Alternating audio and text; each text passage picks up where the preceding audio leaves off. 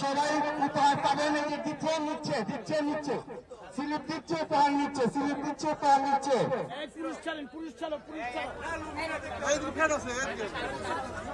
আরে একটা দিলে দিয়ে দাও।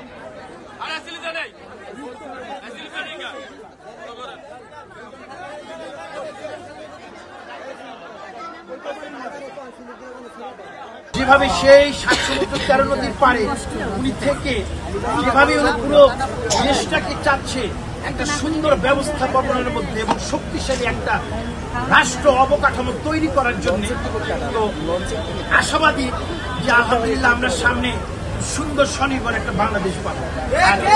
আরেকটা কথা হচ্ছে, এবারে ঈদ কিন্তু আমাদের জন্য শৃঙ্খল মুক্ত ঈদ।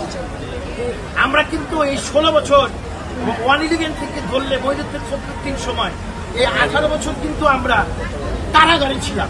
সবাই আমরা রুদ্ধ ছিলাম, কারাগারে ছিলাম। এইবারের ঈদ হচ্ছে আমাদের জন্য মুক্তি, শান্তি এবং স্বস্তি। আমরা আমাদের সন্তান, পরিবার, আত্মীয় স্বজন, বন্ধু বান্ধব সবাইকে নিয়ে একটা মুক্ত বাতাসে মুক্তভাবে স্বাধীনভাবে আমরা নিঃশ্বাস নিতে পারছি এবং আমরা স্বাধীনভাবে কথা বলতে পারছি।